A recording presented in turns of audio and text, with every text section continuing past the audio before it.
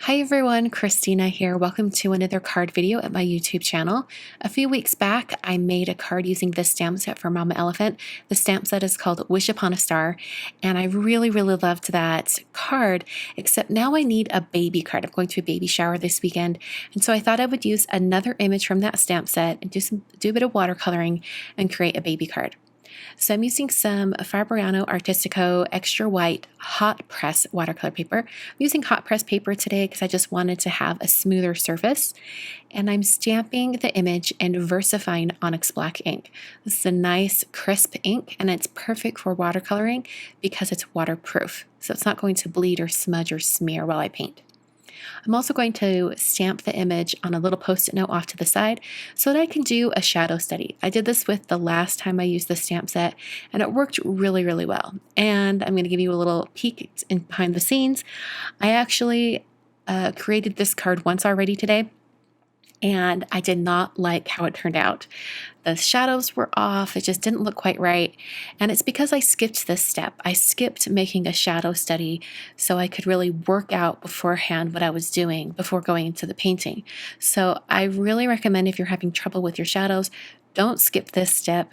Use some scratch paper and stamp your image off to the side, and then just scribble in some shadows with a pencil. It will make everything so much easier when it comes to painting. Starting out with Scattered Straw Distress ink, and I just smushed that onto a palette off to the side. I'm going to pick that up with some water. I'm also going to be using Worn Lipstick here in a minute, but I won't use it right away. So like I showed you guys in that other video, when it comes to painting with distress inks, I like to put the color at full strength right where the darkest area will be, and then get my brush wet, kind of dab it off on a paper towel so it's not too wet, and then come in and spread out that color going to the opposite side where it will be lighter.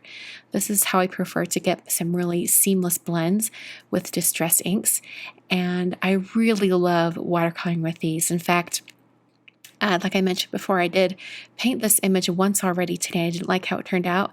When I was painting before, I was using traditional watercolors, and it was considerably more challenging when it came to painting a smaller image like this.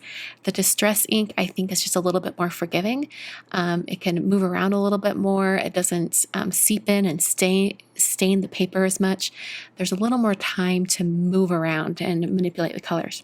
I'm using Vintage Photo now, and I'm putting that right down at the bottom where the shadow will be. I'm using a size 0 round brush today. This is one from American Journey, and it's just a little itty bitty brush, and it's a 00. It works really well for really small images like this. I was using a larger brush earlier. I was having some issues getting things going where I wanted it to go, so switching to a smaller brush really helped. So that's another tip for you. If you're struggling with really small images like this, you might just need to switch to a smaller brush.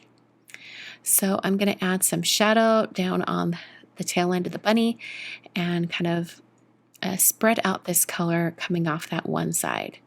And I'm making sure that I get a really seamless blend. And I find that adding in the contrasting areas or the darkest areas of the image really makes it pop.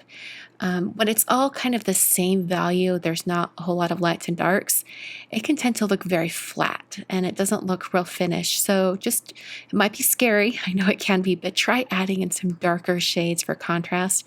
I think it really helps. So here's the Worn Lipstick shade that I showed earlier. I'm going to try to soften this color out. I just wanted to make sure the bunny had some good color on his cheeks. Use that same Worn Lipstick shade for the inside of the bunny's ear. And there's just one ear that's showing on the one side, so only pink is on this one ear. And like I did before, I did the full strength color in the darkest area and then kind of softened it going out. I'm now using Hickory Smoke, and I'm going to use this shade for the cloud. And in particular, the cloud was where I really needed to do that shadow study because I needed to map out the areas on the cloud because the lines don't indicate the full area where the cloud will be the puffiest, if that makes sense. So by doing that shadow study, I was able to figure out kind of the actual shape of the cloud. When I did this before, because I didn't do the shadow study, I was kind of, flying by the seat of my pants, and I didn't really entirely know where the shadows would be. So this is an important step. I'm now using broken china. I'm going to use a little bit of that on this bird up here at the top. And I put the full strength color on the one side of the bird's head and then also onto the body. And then I cleaned off my brush and I came back and just spread out that color across the bird's head. And when it was looking a little too dark, I dabbed off my brush on a paper towel and came back and moved that out. So you may have noticed I had like a penciled polka dot pattern on the background here. I was planning to paint some polka dots, but then I decided not to. So I erased all the polka dots and I decided I would do some ink blending over the background. So I'm creating a mask that will protect the bunny and the cloud while I do my blending. So this is masking paper from Simon Says Stamp. I just use my scissors to trim this out. And that area in between the bunny's head and the ear, I did just cut down right through that area and then had that interior spot. That's a good tip for you guys if you have little areas you need to cut out. So I placed the mask over my painted image, and then I brought in some chipped sapphire distress ink. I'm going to use this little tiny blender brush from Picket Fence Studios, and I'm blending this out really softly onto the top area of this bunny. I don't want it to extend too far out from the actual bunny image. And then I switched to Seedless Preserves and I dropped my ink pad right there. So there we go. I have to plan my card differently now. I was planning to have this card be all white with a greeting on it, but since I dropped my ink pad right there, I'm going to have to improvise a little bit. So I'm actually going to die cut it with a circle die here in a minute. Peeled up that mask. And now I'm going to figure out what size circle I'm going to use. And this is how I'm salvaging my project after I dropped my ink pad on it. So I chose a circle die. And then I have this die here from Simon Says Stamp. This is the Oh Baby Words dies. And I'm not going to use the word Oh, I'm just using the word baby. And so I had placed that down there just so I could get the right size circle. I'm now using this really pale lavender color of cardstock from Hero Arts. Off the top of my head, I don't remember the name of this cardstock, so make sure you check the supplies below. I will have the paper linked down below. I cut that to 7 inches tall by 10 inches wide and then scored that at 5 inches. Because I wanted there to be a little more interest on the front of this card, I'm going to take some glitter dust spray. This is the silver color, shaking up that can, and I'm going to spray this over the entire front of this card. It's going to look a little splotchy because it's wet, but as it dries to a very even coating of this kind of silver shimmer. It's really, really pretty. And while that's drying, I'm actually going to set this aside and start assembling the rest of my card. I die cut that baby die 4 times, and then I'm using some Gina K Designs Connect glue to adhere them all together.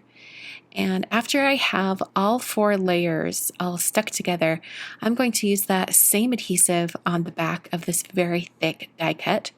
I'm going to dab it off on the side to get rid of some of that excess glue, and then directly onto this circle die cut. It's going to overlap the cloud. It really makes the whole area look cohesive. So I'm going to add some white dots. These could be just little sparkles. They could be stars. It could be snow. I kind of like to think of them as stars because this little bunny is sleeping, so it's probably nighttime. And I just thought it looked a little bit whimsical. So I used a Jelly Roll pen for that.